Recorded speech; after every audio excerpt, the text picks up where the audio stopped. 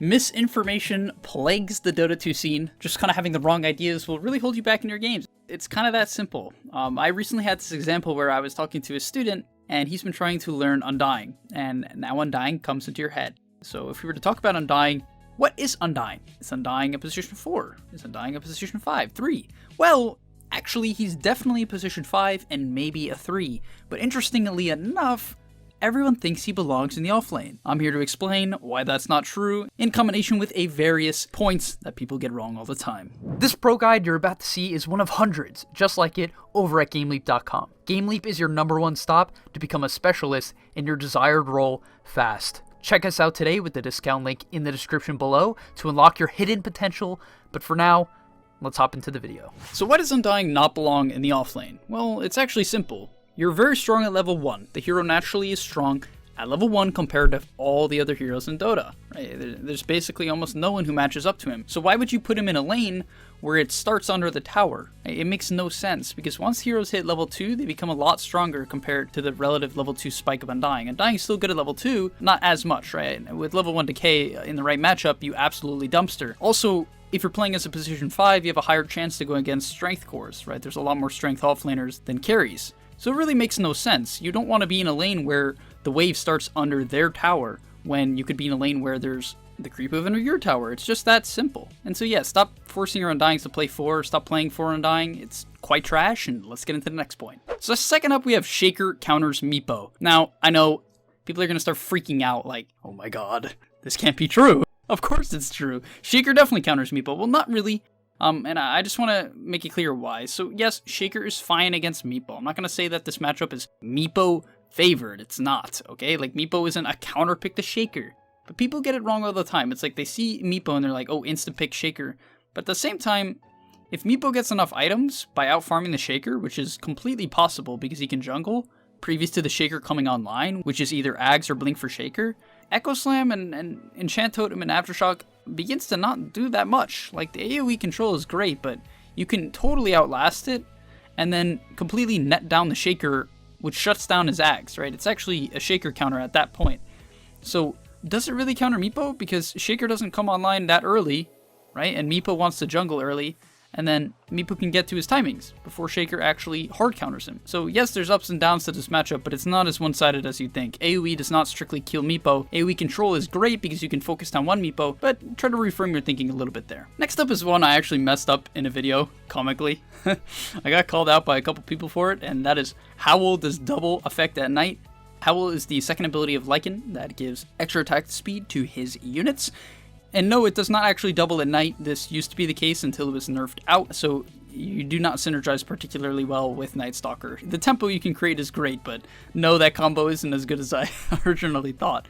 Next up on the list is Jungle Veno is not viable. Hashtag spread the plague, hashtag STP, down in the comments section below. Everyone's hating, we win an MMR.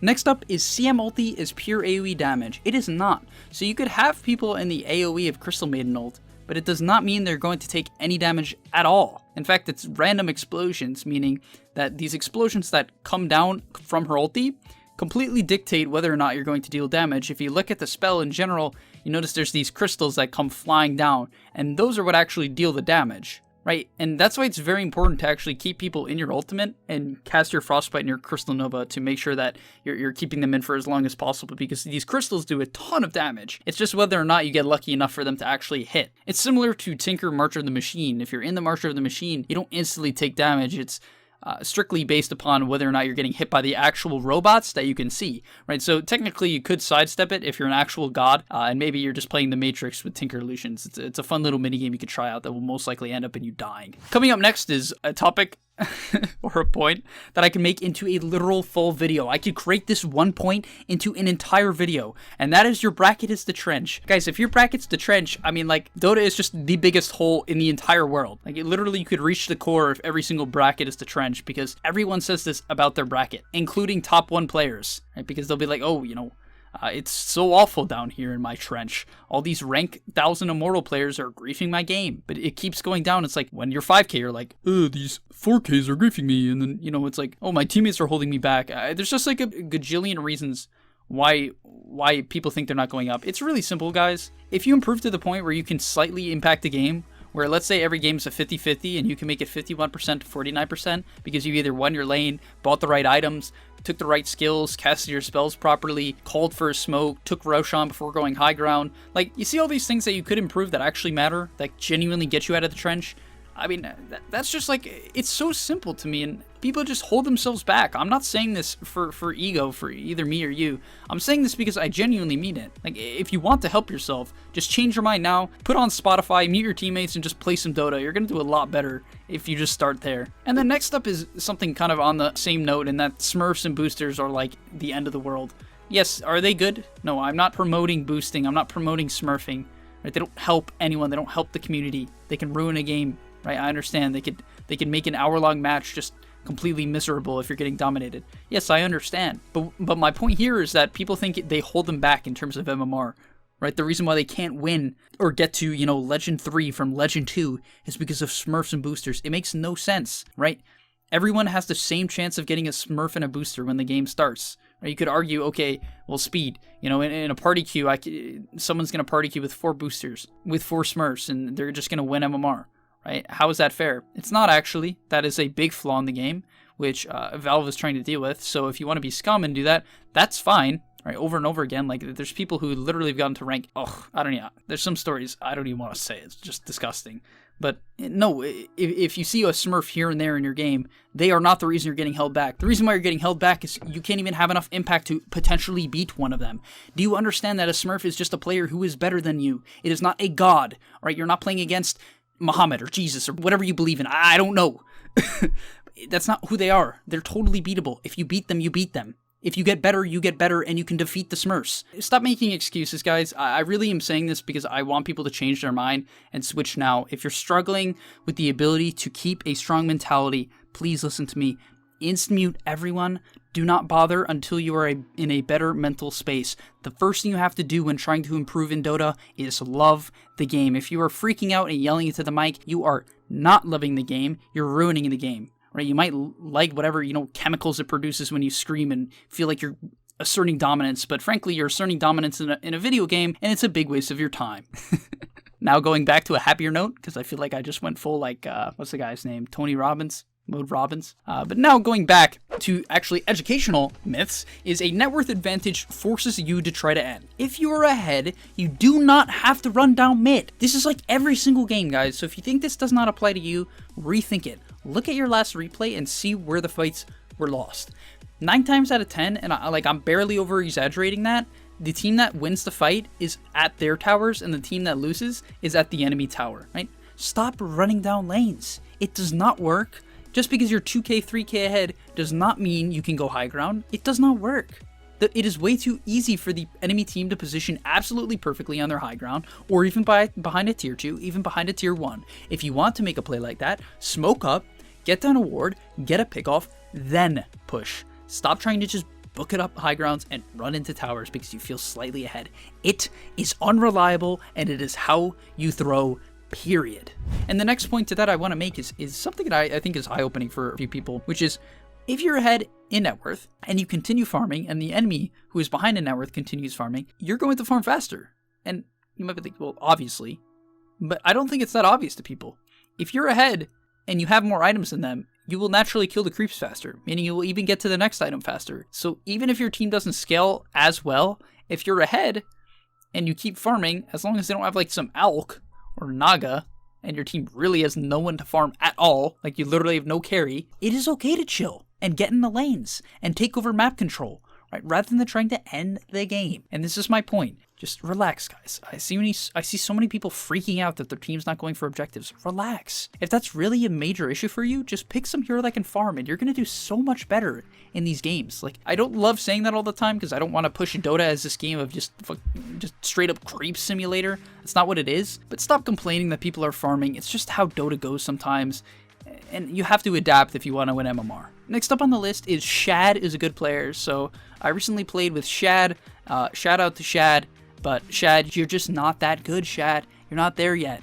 Next up, you have Shadow Demon counters Radiance. Well, this one actually makes a lot of sense, right? Because you disrupt and you get the Radiance illusions, right?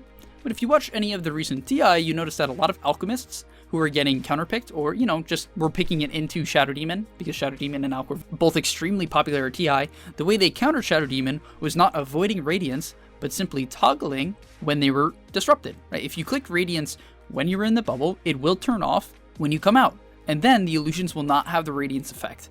And this is absolutely fantastic, because then on a hero like Lifestealer or Alchemist or Wraith King, you do not have to skip the item just because they have a Shadow Demon. And actually the same thing applies to certain heroes like Naga, for instance, comes into mind. When you're respawning Naga illusions, you can spawn them on treads, and then if you click treads once, when actually in the animation where your hero's like bubbling all around, the illusions will come out with agi treads.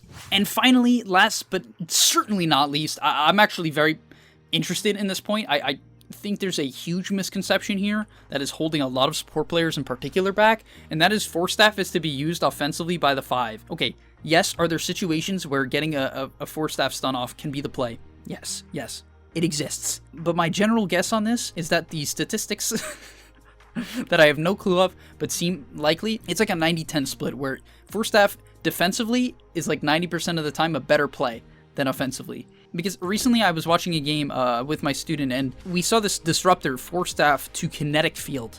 He Force Staffed in to Kinetic Field and proceeded to die because he couldn't disengage when he got jumped. It's that simple. You are going to get punished later on. You have to be thinking about the long con, right? Any players who want to jump you are going to jump you. You're the 5, you're a squishy, you're typically one of the best targets to jump in the game because you have generally high impact teamfight spells, but you are extremely easy to kill. So using something like a Force Staff aggressively is one of the worst plays in Dota, and I consistently see it. I've seen Ogre Magi's Force Staff for Fire Blast. It is a 1.5 second stun. Stop thinking you are going to get the kill just because you Fire Blasted in and got a 1.5 second stun. It is very unlikely that that is going to change the fight, but what will change the fight is when you disengage from a meepo who just won on you, or an anti-mage, and then they burn their Abyssal Blade, or they burn their, net, or sheep, right? This is what Force Staff is unbelievably good for. If you look at the pro scene and watch any pro match, their Force Staff usage is impeccable, and it is almost purely on teammates when it is bought on a support. So essentially what I'm saying is, when you're a support player, you need to look at your own positioning. If you are consistently Force Staffing yourself, you might be like, okay, it's okay sometimes, right? There are situations, but the majority of the time what is happening is that you are out of position, and as a result, you have to use it on yourself. Most likely what you want to be doing is staying farther back, out of vision, so that you can save your teammates. And yeah, that's going to be it for today's video. If you guys want to debate me on any of these points, or are curious to hear anything else, or have myths of your own that you think people get wrong all the time, I'd love to hear them in the comment section down below, and maybe even put them in the next video. Thanks for watching. Hopefully I'll see you in the next one, and subscribe if you love me. Thanks. Are you tired of being hard stuck at your rank? Over at gameleap.com, we have a library of hundreds of guides authored by pro players and coaches covering literally every aspect of Dota.